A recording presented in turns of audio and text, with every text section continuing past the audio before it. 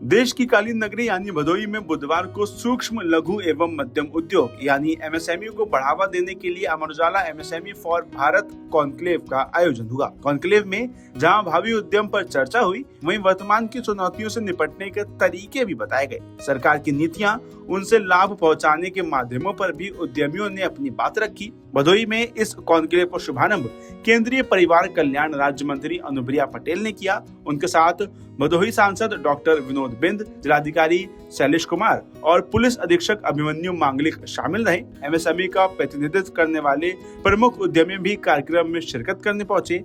कालीन निर्यात संवर्धन परिषद, all India carpet manufacturers association और all India carpet yarn spinners and dealers association से जुड़े पदाधिकारी और सदस्यों के साथ अन्य एमएसएमई उद्यमी भी मौजूद रहे। कार्यक्रम के पहले सत्र में कल के एमएसएमई विषय पर चर्चा हुई। इसमें ओबीटी के निदेशक Rajesh Kumar, all India carpet manufacturers association के पूर्व अध्यक्ष रवि पटौदिया, कालीन निर्यात संवर्धन परिषद के प्रशासनिक समिति सदस्य संजय गुप्ता मौजूद रहे। उद्यमियों ने खुलकर अपनी बात रखी। कॉन्क्लेव के दूसरे सत्र में स्थानीय चुनौतियां और अवसर विषय पर उद्योगियों ने विचार विमर्श किया। इसके अलावा केंद्रीय मंत्री अनुप्रिया पटेल ने कहा कि विकसित भारत की जब भी हम बात करते हैं तब एमएसएमई का नाम सबसे ऊपर आता है। इन्हीं लोगों के बल पर देश सबसे बड़ी चौथी अर्थव्यवस्था बन पाया है। हमें यहीं नहीं रुकना है। 2027 तक हम तीसरे पायदान पर पहुंचकर ही मानेंगे। कोरोना काल के बाद दुनिया के तमाम देश अपनी अर्थव्यवस्था को सुचारू करने में आज भी जुटे हुए हैं। वहीं हमारा भारत इस वैश्विक महामारी के बाद भी दुनिया की चौथी अर्थव्यवस्था बन चुका है। इसके लिए देश के प्रधानमंत्री नरेंद्र मोदी ने बहुत ही सब्र दिखाया है। उनका अधिक प्रयास काफी सराहनीय है। इसके अलावा केंद्रीय मंत्री अनुप्रिया पटेल ने कहा कि कोरोना काल के समय में देश के व्यापारियों ने बहुत ही सब्र दिखाया। इस सब्र की आज भी जरूरत है। ट्रम्प टैरिफ के बाद जीएसटी रिफॉर्म हुआ है। इसका पूरा फायदा व्यापारियों और छोटे कामगारों को जरूर मिलेगा। हमारी सरकार आज भी व्यापारियों के हित के लिए काम कर रही है। देश के 20 करोड़ एमएसएमई के साथ सरकार कंधे से कंधा मिलाकर काम कर रही है। इसके अलावा उन्होंने कहा कि भारत की अर्थव्यवस्था को मजबूत करने वाली ये यात्रा है और ये बहुत ही सराहनीय रही है। कृषि के बाद सबसे बड़ा रोजगार देने वाला क्षेत्र एमएसएमई ही है। ग्रामीण इलाकों की महिलाएं भी इससे जुड़कर बढ़िया काम कर रही हैं। इसके अलावा केंद्रीय मंत्री ने कहा कि भारत सरकार और प्रधानमंत्री नरेंद्र मोदी के नेतृत्व में एमएसएमई के इकोसिस्टम को और मजबूत किया जा रहा है। उद्योगपतियों के सवालों पर अनुप्रिया पटेल ने कहा कि आपके रोजमर्रा की समस्याओं को कम करने का काम निरंतर हो रहा है। काफी जटिल समस्याओं का समाधान किया जा रहा है। विश्वकर्मा योजना के तहत करोड़ों कामगारों को लाभ भी पहुंचाया गया है। और भदोही की धमनियों में हीमोग्लोबिन की तरह बहने वाले आप सारे उद्यमी लोग, आप सबको नमस्ते और अमर उजाला परिवार की तरफ से आप सबका स्वागत है। अमर उजाला के इस खास आयोजन का नाम है एमएसएमई मंथन। आज जब पूरी दुनिया आर्थिक चुनौतियों से जूझ रही है, भारत एक नई रोशनी बनकर उभर रहा है। हम दुनिया की सबसे तेज बढ़ती अर्थव्यवस्था में से एक है, लेकिन ये सफलता सिर्फ बड़ी कंपनियों की देन नहीं है। इसका असली इंजन हमारे करोड़ों एमएसएमई है। ये वो ताकत है जो लगभग 11 करोड़ लोगों को रोजगार देती है और हमारी जीडीपी में 1/3 योगदान भी करती है। यही वो स्तंभ हैं जिन पर हमारे आत्मनिर्भर भारत का सपना टिका हुआ है। भदोही, मिर्जापुर, बनारस के 800 से ज्यादा मैन्युफैक्चरर हैं जो कालीन के हुनरबाज हैं और इनकी ताकत, इनके साथ काम करने वाले 6 लाख जोड़ी हाथ हैं। उनमें 2.5 लाख महिलाएं भी हैं। शायद यही वजह है कि देश और दुनिया के किसी भी जिक्र में जब कालीन का नाम आता है तो हम रबिया लोगों का सीना चौड़ा हो जाता है। हमारा देश 2028 तक 30 करोड़ लोगों को रोजगार देने का लक्ष्य लेकर चल रहा है और ये सपना बड़े उद्योगों से अकेला पूरा नहीं हो पाएगा, बल्कि हमारे उत्तर प्रदेश के 70 लाख जो एमएसएमई हैं उनकी बदौलत हम इसे हासिल करेंगे। अमर उजाला का ये जो आयोजन है वो इसी बात का सबूत है कि असली ताकत बड़े बोर्डरूम में नहीं, बल्कि हमारे शहरों, कस्बों और गलियों में बसने वाले छोटे उद्योगों से जुड़ी होगी। ये कॉन्क्लेव सिर्फ एक मंच नहीं है, ये कम्युनिटी बिल्डिंग की कोशिश है। आपके शहर, पूर्वांचल, उत्तर प्रदेश और देश के एमएसएमई को एक साथ लाने वाली। इसी के साथ एक बार और अमर उजाला फैमिली की तरफ से आप सबका स्वागत। जय हिंद। एमएसएमई मंथन कार्यक्रम में मंच पर उपस्थित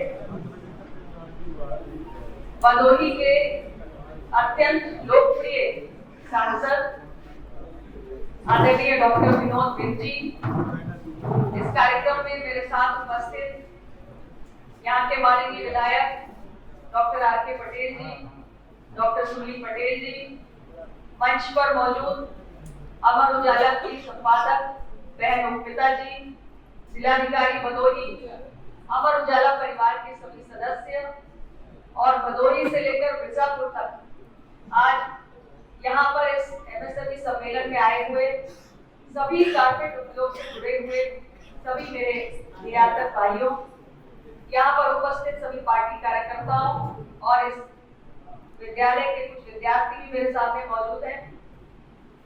आज मैं सबसे पहले अमर उजाला को बहुत बधाई देना चाहती हूँ। उन्होंने पूरे देश में एमएसएमई मंथन की एक श्रृंखला प्रारंभ की और देश के कई चुनिंदा जिलों में एमएसएमई मंथन के ऐसे कार्यक्रम आयोजित किए जा रहे हैं जो बहुत ही सराहनीय पहल है। और इस क्रम में हमारे उत्तर प्रदेश के भी कुछ चुनिंदा जिलों में से एक हमारा अपना भदोही है, कालीन नगरी के नाम से जिसकी पहचान है।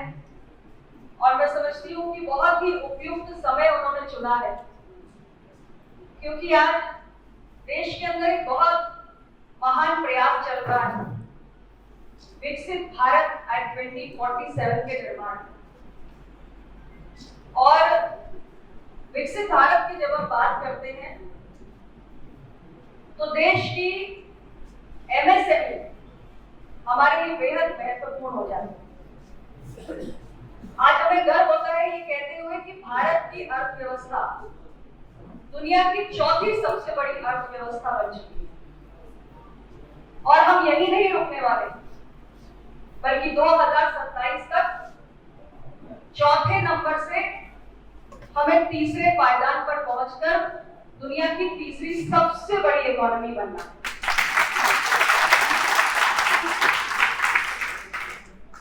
आज से 11 साल पहले एक ऐसा दौर था जब भारत की अर्थव्यवस्था की गिनती फ्रेजाइल 5 में हुआ करती, यानी दुनिया की सबसे कमजोर 5 अर्थव्यवस्थाओं में भारत की गिनती होती थी।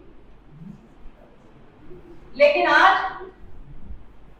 कोरोना का दौर झेलने के बाद अगर हम पूरे दुनिया की अर्थव्यवस्थाओं पर दृष्टि डालें तो आज दुनिया भर की तमाम अर्थव्यवस्थाएं कोविड-19 पैंडेमिक से लेकर रशिया यूक्रेन युद्ध, इजराइल ईरान युद्ध, इजराइल हमास के बीच का संघर्ष, इन सारी वैश्विक परिस्थितियों से, चुनौतियों से उबरने का प्रयास कर रही है। लेकिन इस कठिन दौर में भी भारत की अर्थव्यवस्था अगर फ्रेजाइल 5 से चौथे पायदान पे पहुंचने का सफर तय करती है तो निश्चित रूप से ये बहुत बड़ी उपलब्धि है। और ये ऐसे ही नहीं हुई, इसके पीछे वो तमाम बोल्ड इकोनॉमिक रिफॉर्म्स है जिन्हें 11 सालों में हमारी सरकार ने अंजाम दिया। विकसित भारत की यात्रा तय करनी है तो अर्थव्यवस्था को बहुत ऊंची उड़ान होती है। और एमएसएमई के लिए कहा जाता है कि केवल भारत ही नहीं बल्कि वैश्विक अर्थव्यवस्था की रीढ़ है एमएसएमई। भारत की विकास यात्रा का एक बहुत ही प्रेरणादायी अध्याय है एमएसएमई।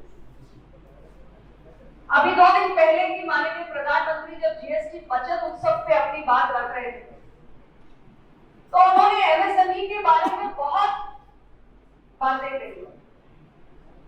एमएसएमई कैसे भारत के आत्मनिर्भरता के मार्ग को प्रशस्त कर सकती है, इस संदर्भ में माननीय प्रधानमंत्री जी ने भी बहुत सारे विचार आप सबने सुने भी होंगे। और एमएसएमई का योगदान हम सब जानते हैं। उससे पहले भी कई वक्ताओं ने आपके समक्ष रखा कि देश की जीडीपी में एमएसएमई का 30% का योगदान है। देश की मैन्युफैक्चरिंग में एमएसएमई का 38% का योगदान है। और अगर हम भारत के ओवरऑल एक्सपोर्ट्स की बात करें, कुल निर्यात में 45% का योगदान है। ये छोटी बात नहीं, बहुत बड़ा योगदान है। और कृषि के बाद अगर दूसरा सबसे बड़ा रोजगार प्रदाता कोई है तो वो भी एमएसएमई क्षेत्र ही है। और खास तौर से जो हमारे पिछड़े इलाके, ग्रामीण इलाके, यहाँ पर सबसे बड़े रोजगार सृजनकर्ता के रूप में एमएसएमई ही अपनी भूमिका निभाता है। तो अगर भारत की सतत विकास यात्रा को आगे बढ़ाना है तो एमएसएमई इकोसिस्टम को मजबूत करने की जरूरत है। और भारत की सरकार आज प्रधानमंत्री नरेंद्र मोदी जी के नेतृत्व में एमएसएमई इकोसिस्टम को मजबूत करने के लिए तमाम प्रयास कर रही है। कुछ वक्ताओं ने एमएसएमई की बहुत सारी जो रोजमर्रा की चुनौतियां होती है उनको भी आपके बीच में रखा, चाहे वित्त की समस्या हो, बड़े उद्योग घरानों से उनको कभी प्रतिस्पर्धा करनी हो, स्किल लेबर नहीं मिलता है, लेटेस्ट टेक्नोलॉजी उपलब्ध नहीं होती है, भुगतान में देरी होती है, कच्चे माल की उपलब्धता का भी संकट होता है। ऐसे तमाम संकट रोजमर्रा में हमारे एमएसएमई इसका सामना करते हैं। 11 वर्षों में हमारी सरकार ने ऐसे बहुत सारे प्रयास किए जिससे एमएसएमई की जो रोजमर्रा की चुनौतियां हैं वो भी काफी हद तक कम हो सके। मुझे याद है हमारी सरकार ने एक निर्णय के तहत जितने भी हमारे केंद्रीय मंत्रालय हैं उनके अंतर्गत आने वाले अलग अलग विभाग हैं और यहाँ तक कि जो हमारे सार्वजनिक उपक्रम है, हमारे पीएसयू, सबके लिए नियम बनाया कि अपनी वार्षिक खरीद का 35% आपूर्ति वो एमएसएमई के माध्यम से ही करें। और इतना ही नहीं, जो स्किल लेबर की समस्या आती है, भारत सरकार आज प्रधानमंत्री विश्वकर्मा योजना के तहत स्किल लेबर भी तैयार हो सके इसके भी प्रयास कर रही है। और कई बार एमएसएमई को भुगतान में देरी के संकट का भी सामना करना पड़ता है। इसके लिए अभी कुछ समय पहले एक नई पहल हुई, एमएसएमई समाधान पोर्टल को लॉन्च किया गया।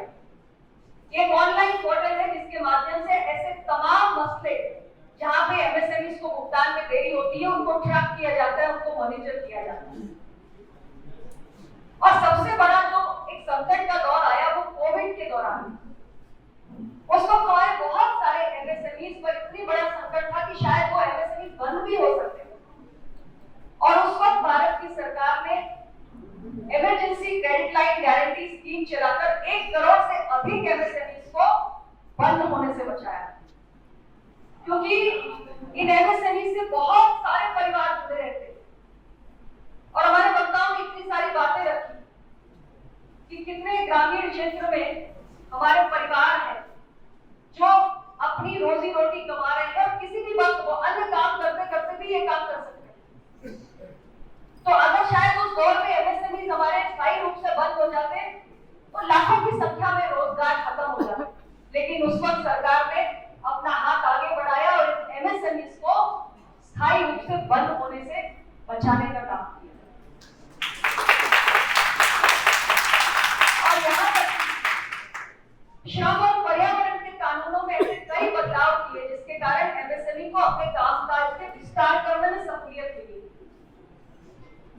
हमारी सरकार ने पहली बार एमएसएमई की परिभाषा में भी परिवर्तन किया और आज एक बहुत बड़ी जिम्मेदारी एमएसएमई को दी गई है। जब हम आत्मनिर्भर भारत की बात करते हैं,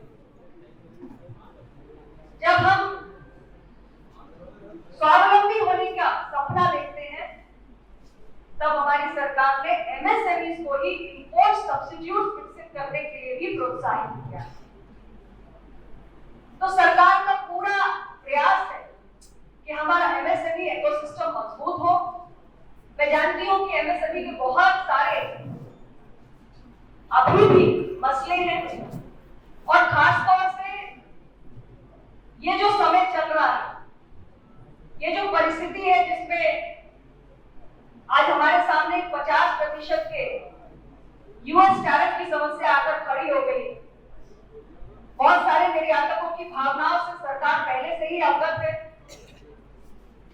और मैं इतना ही कहना चाहती हूँ कि ये टैरिफ की जो समस्या है, आप सब बुद्धिजीवी साथी, सभी हमारे निर्यातक, आप अच्छी तरह जानते हैं कि आज इस समस्या के पीछे क्या कारण है। भारत अपने देश की ऊर्जा जरूरतों को पूरा करने के लिए रूस से कच्चा तेल खरीदता है और अमेरिका हमारे ऊपर दबाव डालकर उस कच्चे तेल की खरीदी पर लगाम लगाना चाहता है।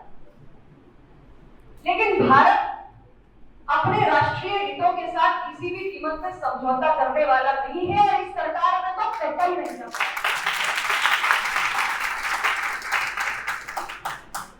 निश्चित रूप से इस टैरिफ के संकट के चलते अखबारों में, मीडिया में आप सभी निर्यातकों के बीच में जो तमाम चर्चाएं हम तक पहुंच रही है, सरकार उससे अवगत है।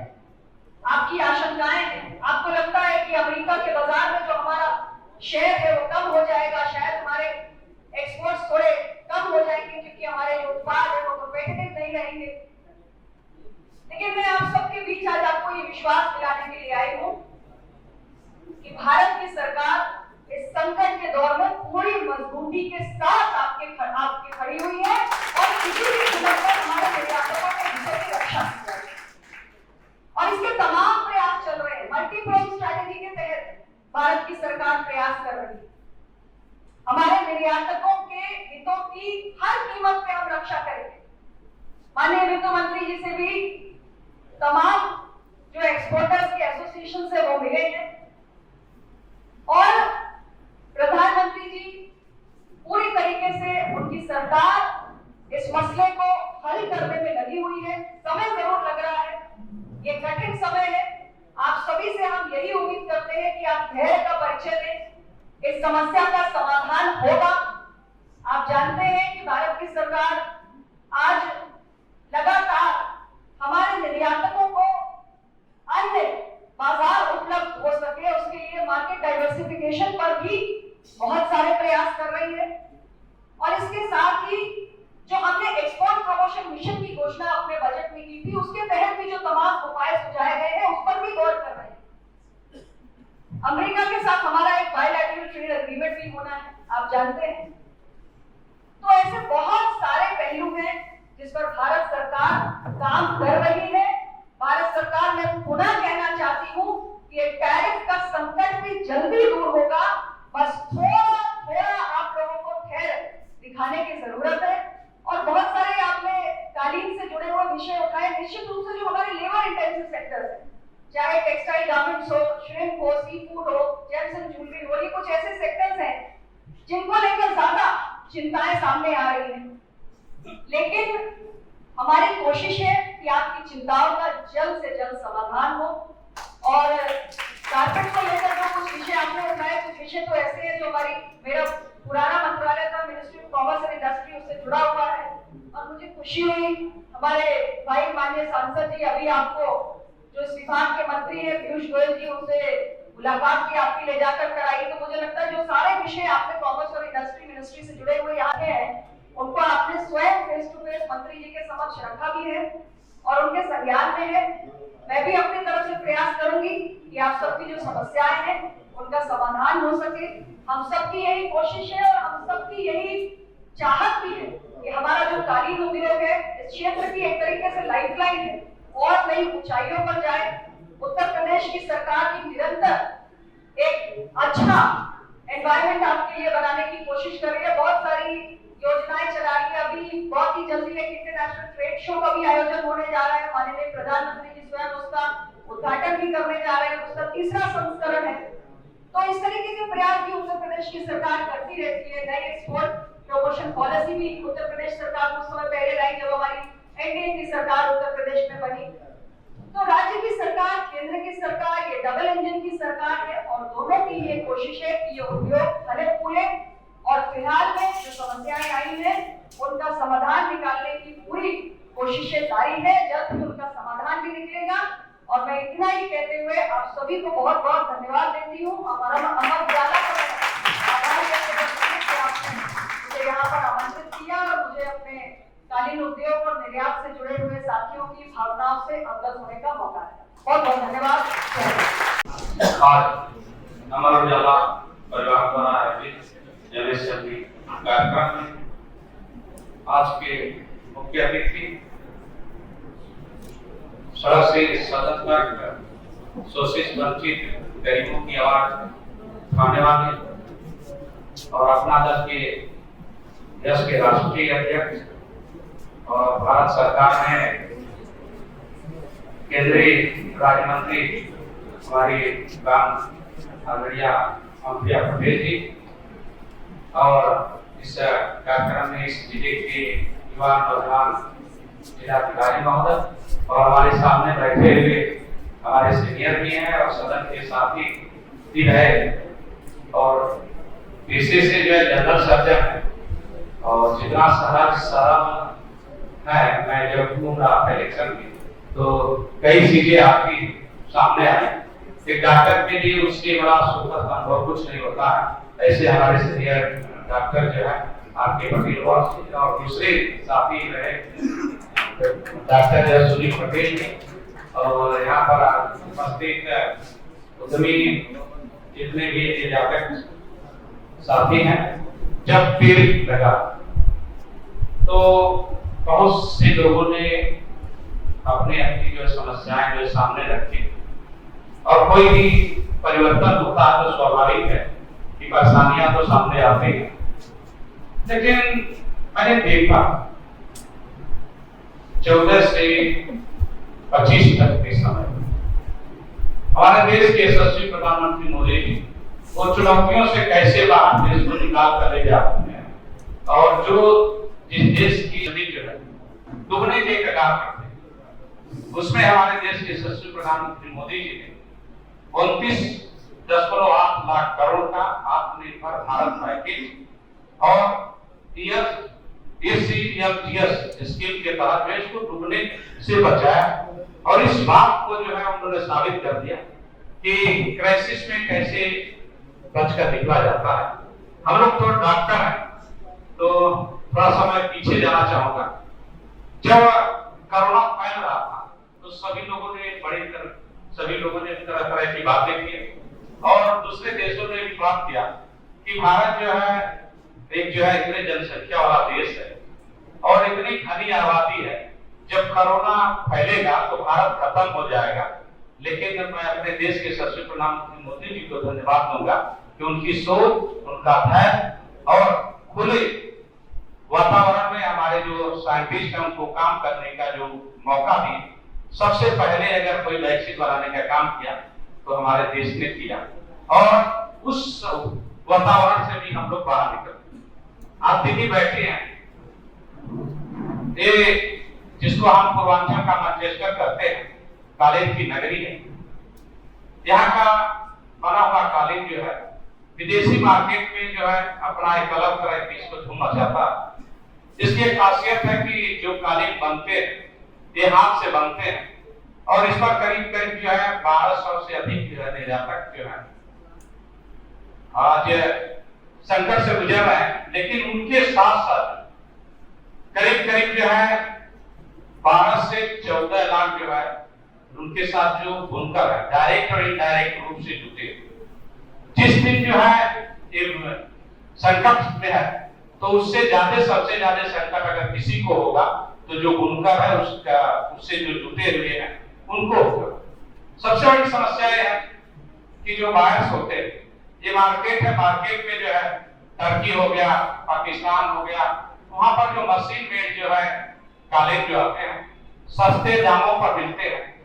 और आप लोगों का एक और है इशू है कि CGHS नंबर कुछ बता HS नंबर टर्की जो है हम लोग से रॉ मटेरियल लेता है, सस्ते दामों पर लेता है और वहां से जो है मशीन में क्योंकि मशीन से बनने वाले कारपेट जो होते हैं कम समय में तैयार हो जाते हैं, सस्ते दामों पर मिल जाते हैं। तो एक बार वायरस जो है उनके पास अगर चला गया तो फिर लौट कर जो आना थोड़ा कठिन होता है। और जो इस धंधे से जुटे लोग उनको जो है अगर इस धंधे से अगर डाइवर्ट हो गए, कहीं भदोही छोड़कर चले गए, गुजरात चले गए, बॉम्बे चले गए, कहीं और जगह से जुड़ गए तो फिर वहां से आना बड़ा मुश्किल होता है। लेकिन मैं अपने देश के यशस्वी प्रधानमंत्री मोदी जी को, प्रदेश के मुखिया योगी आदित्यनाथ जी को धन्यवाद दूंगा कि इससे भी निकलने के लिए कोई ना कोई रास्ता सोच कर रखे हैं और सरकार की भी सोच है, इनकी मंशा के अनुसार जो है हम लोग काम किए। अभी 3 सितंबर को भी एक बैठक हुई, उसमें भी काफी चर्चा हुई। जो उत्तर प्रदेश जो है एक्सपोर्ट प्रमोशन नीति के तहत जो है जहां तक उम्मीद है कि जो इन लोगों का अपना बना हुआ माल जो है परिवहन करने के लिए जो 20 लाख मिलते थे अब वो 30 लाख तक कर दिए गए और छोटे जो डिब्बे जो थे उनको जो है जहाँ 20,000 मिलते थे वहाँ 40,000 कर दिए गए, जहाँ 10,000 मिलते थे वहाँ जो है 20,000 कर दिए।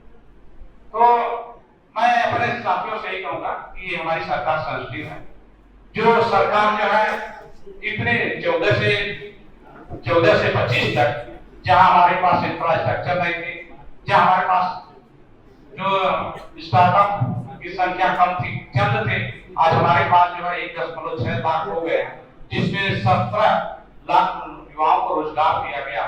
और ढेर सारी योजनाएं हैं केंद्र की और प्रदेश की। उस योजनाओं में हमारे युवाओं को, नौजवानों को कहीं ना कहीं जो है रोजगार देने का काम किया जा रहा है।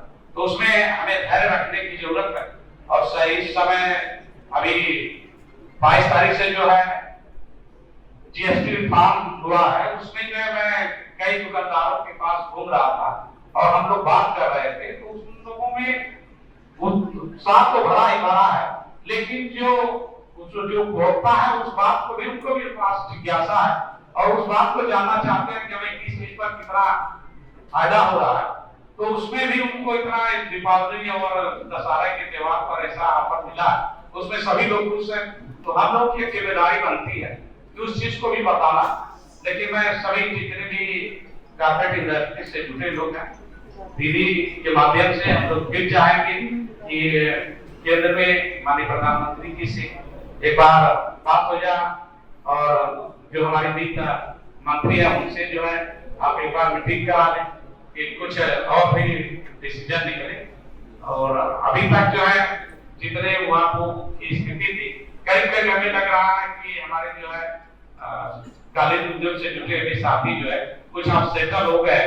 तो हम लोग का प्रयास रहेगा कि आपको जो है हमारी सरकार की प्राथमिकता, हम लोग की प्राथमिकता है कि जो हमारे रोजगार हो रहे हैं, जो धंधे चल रहे हैं, वो आगे बढ़े, पीछे कभी आने वाले नहीं है।